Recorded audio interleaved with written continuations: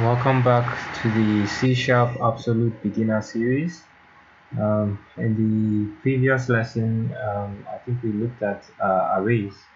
We had looked at while loop, and we later looked at for loop, and we were supposed to look at for each loop. But I said to fully understand the for each loop, you will have to have a good understanding of the arrays. So that was why we had to skip for each loop and looked at the arrays in the previous lesson.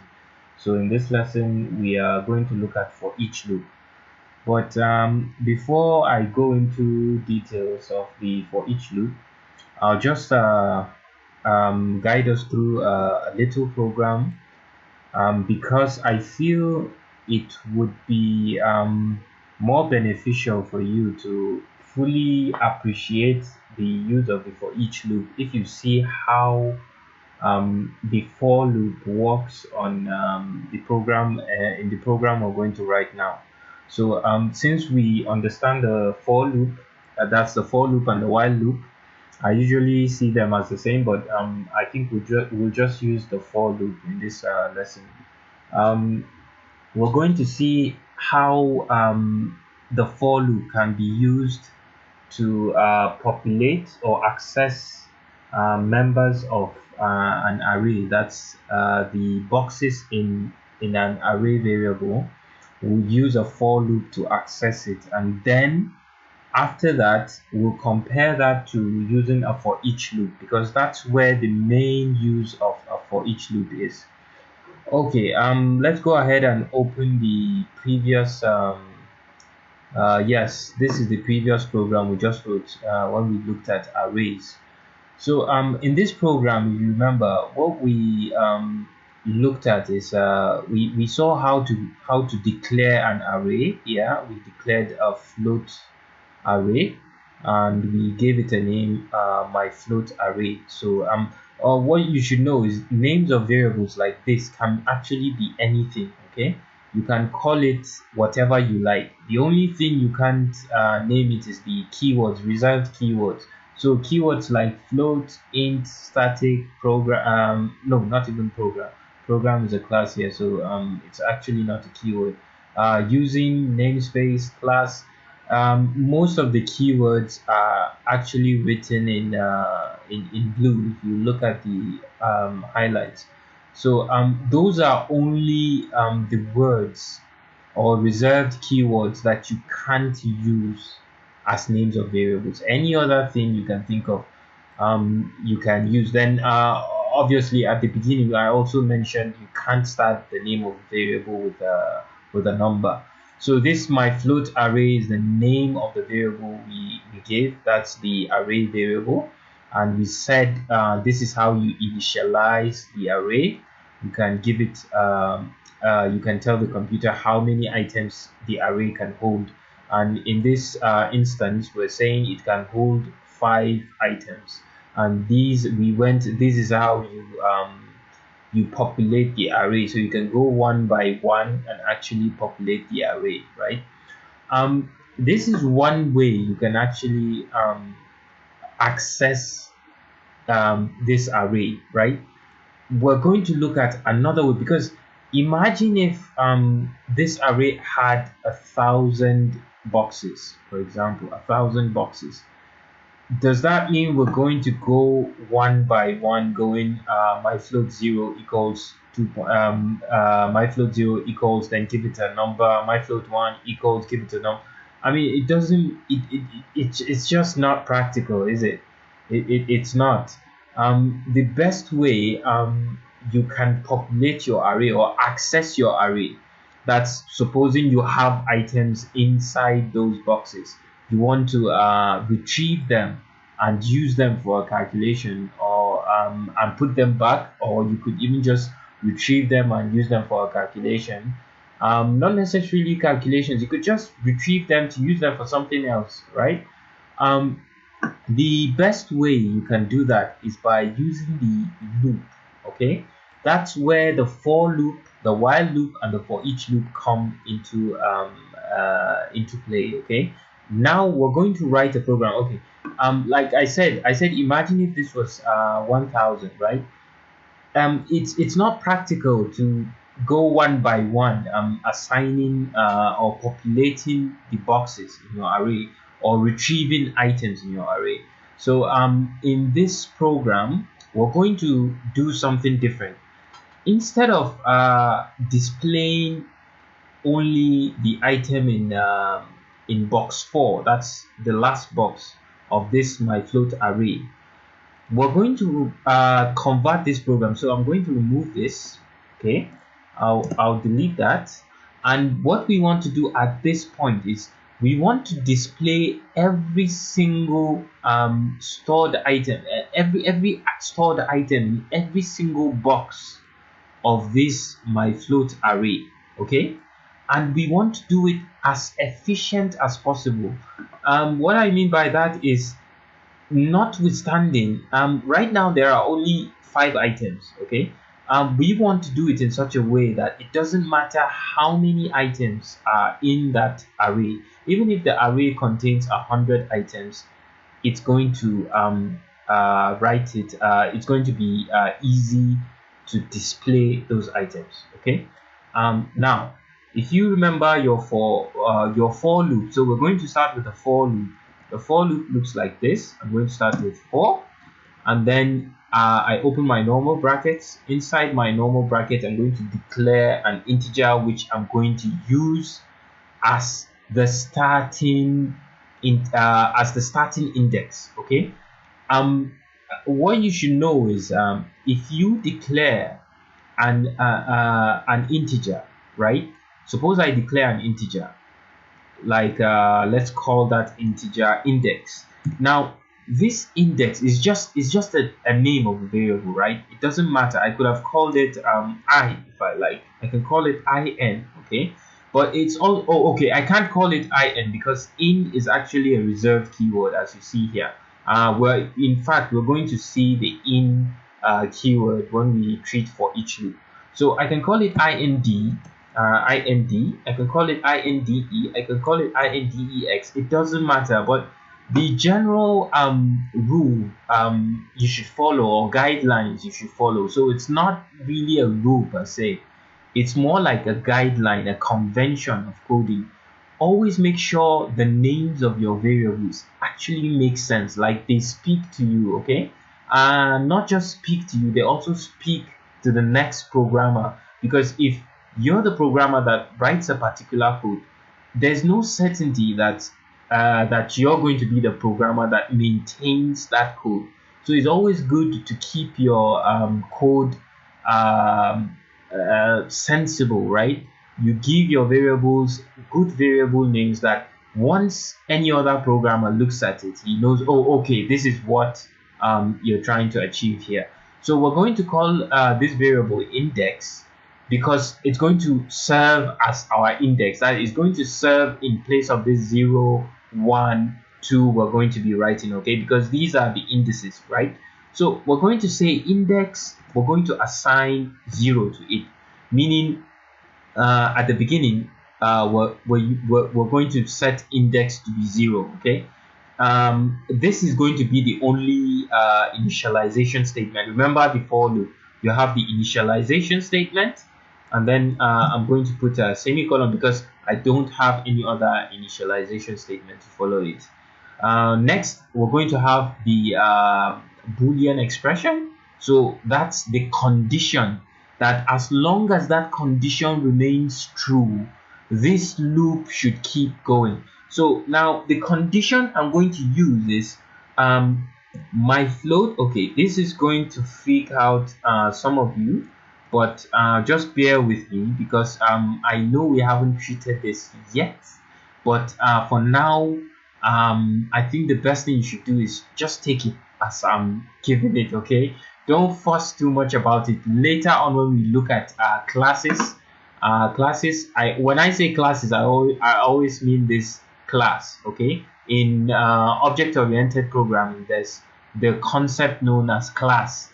I didn't realize this in the previous lessons. I've been saying I keep on mentioning classes, and I know people might be thinking of, oh, what's he talking about? Like some people might be thinking I'm talking about the classes we're taking, not that kind of class. I'm talking about this class. Most of the time I'm talking about this class. Okay, it's it's a concept in programming. But anyway, don't worry, we'll look at classes later on, because I feel they are a bit, you need to understand the basics before you get to understand the concept of a class. So that's why I'm keeping everything that has to do with classes, I'm keeping it for later. Okay, so let's go ahead. My float array dot length. Okay, now what is this my float array dot length? This is actually what we call a property. This length is a property. Okay, it's a property of this object. Now if I start talking about objects, you'd say, oh, my float array is actually an array. Why am I calling an object? Well, hello, welcome to C Sharp 102. Okay, all what we've been doing is C Sharp 101. So this is just an introduction to C Sharp 102, which has to do with class. Okay, classes. Now everything, as you're going to find out later, okay, maybe not everything, but just about everything you're going to see, just about meaning almost everything you're going to encounter in C Sharp programming or in most object-oriented languages are going to be objects. Okay, you're probably going to call them something else. You're going to call them variables. You're going to call them strings. You're going to call them integers. They are objects. Okay, I know some advanced programmers are going to sit there saying, nah, int is a struct. I know. I think by integers I was referring to the class version of this int. So anyway, let's not detour too much. Let's try to keep on what we're trying to face. We're trying to build a for loop. So this length is a property of this object. That's just what I want you to hold. Okay, and what it's doing is it's going to return, remember expressions, right? This is an expression, is an integer expression, meaning this value is going to return an int. Okay, and what value is it going to return? It's going to return the number of items that are inside this array. Okay, so what it's going to return is this at this moment, because we've already declared my float array as having 5 items. So it means this my float array dot length is going to return 5. Okay, now I know people are going to go, then why don't we just write, let me do that, 5 like this? Yes, if we use 5 here, it's okay. We're still building we haven't finished building, but what I mean is if we use 5 to replace what I've just erased now, if we use the literal 5, by the time, suppose later on in your program, you decide you don't want 5 here, you change it to 10, you realize that this 5 is not going to work anymore. Okay, so that's another thing you should keep in when you program. Always try to avoid using literal numbers like this. Okay, anyway, enough about that. Let's put back our my float array dot length. And what we're going to do is we want to create the condition here. So the condition is we want, as long as index is less than my float array dot length. Okay, look at this condition I've just created, or this Boolean expression. I'm saying index is less than my float array dot length. We know this is going to return the number of items inside this my float array. What does that imply? That implies that as long as this index is below 5, this loop, this for loop, is going to keep repeating itself. Okay, we're going to see just in a minute. We're going to see why we're setting that condition. Okay, and then in the after process, we're going to say index plus plus, meaning we want whenever this whatever we're going to provide, that's the items, the commands we're going to give inside the for loop block. Whenever it executes those lines of code, it should increment index by 1. Okay, what that implies is that when index is 0, this is going to return true, definitely, because index is less than my float array dot length, which is going to return 5, right? It means it's going to go back and execute. It's going to execute whatever we provide. Okay, and then after it executes that, remember this is after process, it's going to execute this, meaning it's going to increment index by 1, making index 1. Okay, and then it's going to come back because it's a loop, and then it's going to check again. Okay, now notice by the time this index reaches 5, this is going to evaluate to false, which means the loop is going to exit. I hope people understand that. Anyway, let me go ahead and complete this loop. So what we're going to do inside the loop, we're going to write something like console.write line, and then inside we're going to provide what we want to write out to the console. So what we want to write out is my float array. Notice we're not putting it inside quotation marks because this is a variable. Okay, when you're writing something to the console that's a variable, you just write the variable out. You don't use quotes. You use quotes to denote literal strings. So what I mean by that is, if I had used quotes like this, it's going to output my float array as it is, as you're seeing it like this. It's just going to, like, what you see is what you get. Okay, it's just going to like copy this and just paste it out to the console. Okay, but that's not what we want. We actually want what is inside my float array. So we're going to write my float array without the quotes. Okay, and then sorry about that, we're going to open a square bracket, right?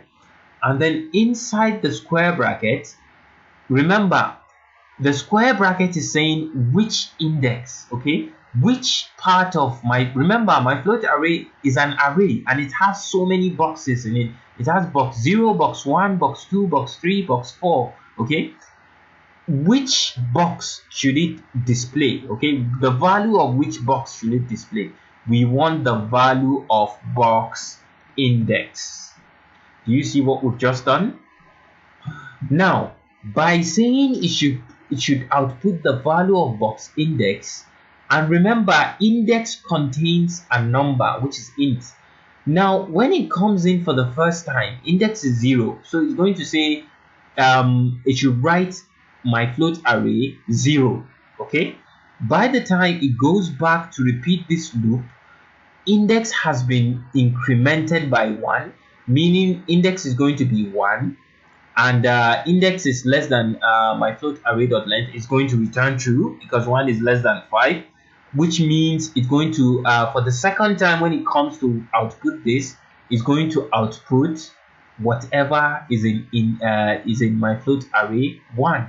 So it's going to output this, then it's going to output this, then it's going to output this. Remember, this is a loop, so it keeps going round and round. Then it's going to output this, then finally it's going to output this. By the time it outputs this, when it does the incrementation, index is now going to be 5, and then 5 is less than 5 is going to return false.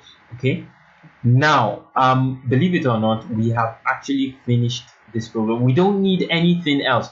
Notice how we don't need to keep writing console.writeLine my float array 0, console.writeLine my float array 1.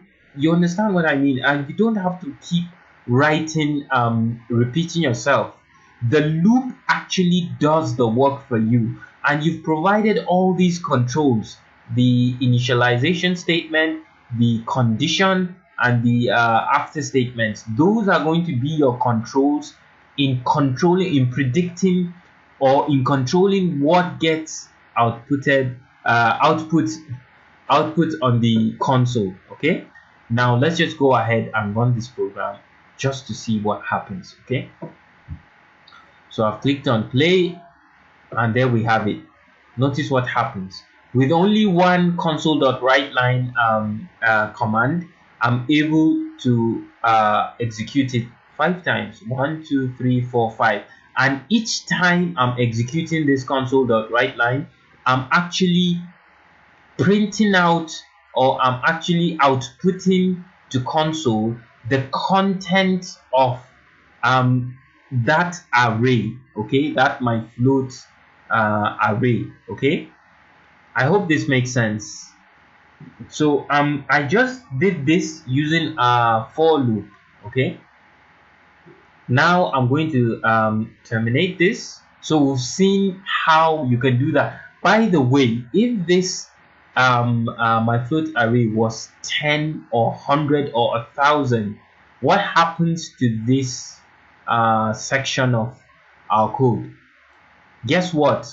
Even if this is 1,000 items, this is going to remain the same, exactly the same. We don't need to change it. Okay, let me just show you something. Let me explain what I mean by that. So I'm going to change this to my float array 5. Okay, and I'm going to say equals 35.9f.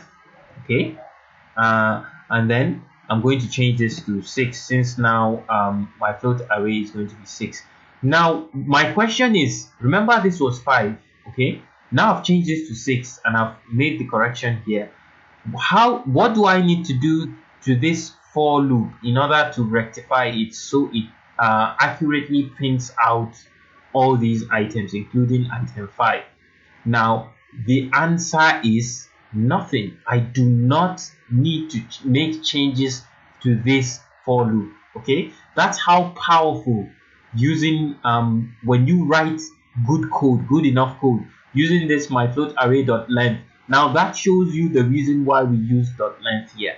Okay, because now even though we have changed it to 6, this .length is going to take care of that change that we made here. Okay, and this index is going to keep track of incrementing until we get to this. Enough talk, let's just run this application and see what happens. See that 2.3, 50.5, 1, 2, 3, 4, 5, 6. Okay, even if we change this to 100 items and change, all we need to do is just change this item here to 100, and we do not need to change our for loop. Okay, now I'm going to use a for each loop now, just to show you the power of the for each loop. Now for each, this is how you're going to write it, for each, and then the item inside. Now that's the difference between the for each loop and the for loop. Look at what happens in the for loop. In the for loop, you are instantiating the index. Okay, you are more worried about the index. Remember, the index is an integer here. However, the item we're storing inside the boxes, okay, inside each box, is actually a float. Okay, now in the for each loop, you do not worry about the indices. Okay, that's the 0, the 1, the 2, the 3. You don't care about the index. All you care about is the items inside the myfloat array. Okay, now the item inside the myfloat array is what? They are all floats. Okay, so you're going to declare a float variable, float, and you're going to call it whatever you like. Okay, but let's call it item. Okay, now this item is standing in place of this, this, this, this, this, and this, depending on which part of the loop we are. Okay, this item is like a placeholder for all these items inside this loop. How are we going to use that, and how do we know when the item is here and when the item is representing this? Now, before I haven't completed the for each loop, so we're going to say float item in, okay, and then we're going to write my float array. Okay, here's the in keyword we were talking about earlier. Okay, all right, now this is how you create your for each loop. Now compare this declaration of this for each loop, or the first line of the for each loop, to this line of the for loop. Of course, you would agree with me, this is much easier to write. Okay, also if you open the curly brackets, okay, inside the curly brackets we're doing the same thing. We're going to do console.writeLine. Okay, console.writeLine.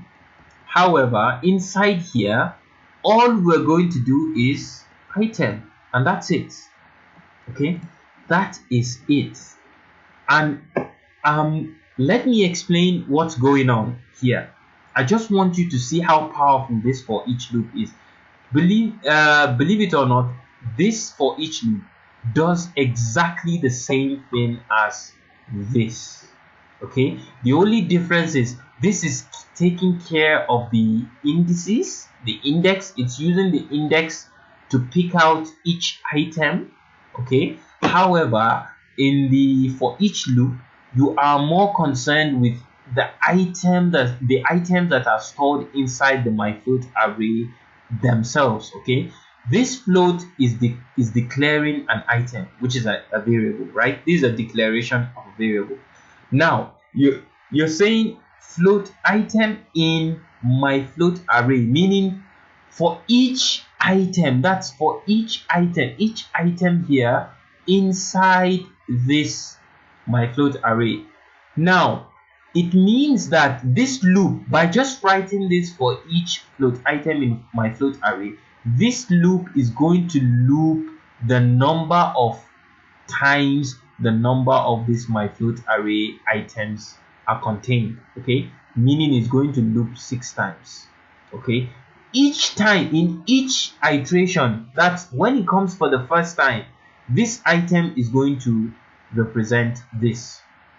When it loops for the second time, this item is going to represent the item in myFloat array 1, which is this.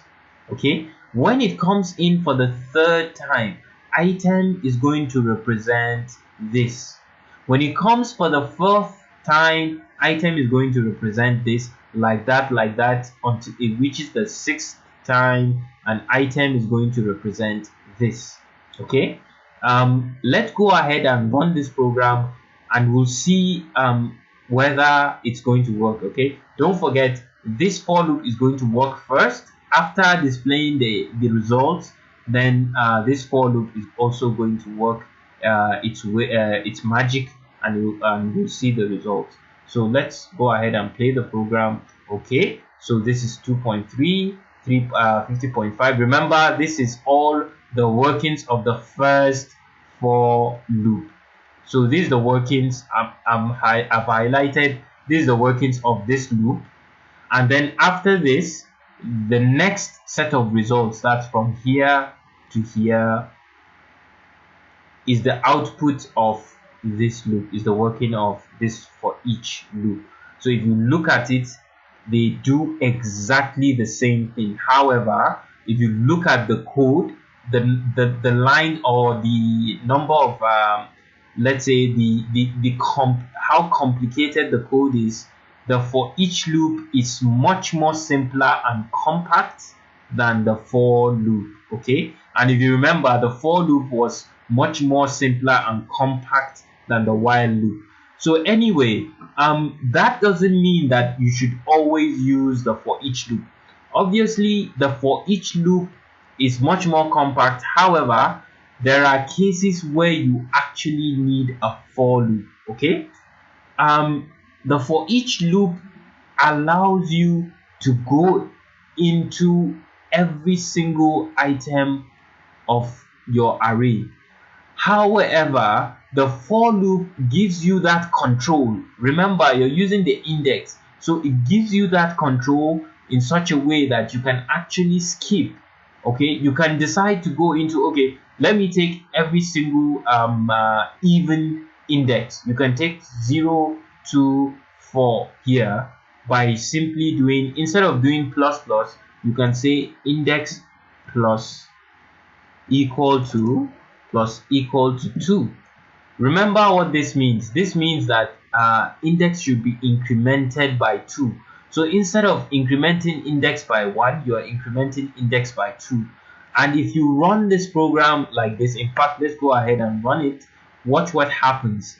It skips, so it takes number 0, 2.3, and then it skips 50.5. It takes the next one, that's 4.2. It skips the next one, 35.1, and then it takes the 34.098 and it skips 35.9. Okay, I'm just showing you that using the for loop, you have this control. You can actually decide which items to pick out. However, with the for each loop, you are mandated to go into every single item, okay, in your loop. Okay, I'm going to stop this tutorial here for this lesson, and I hope people have at least picked a thing or two. If you're still having problems understanding the for loop and the for each loop or the while loop, I suggest you look up other explanations. I'm quite sure there are people out there that can explain it much more than me. But for me, this is where I'm going to stop with the explanation for the for loop and the for each loop. Okay, see you in the next lesson.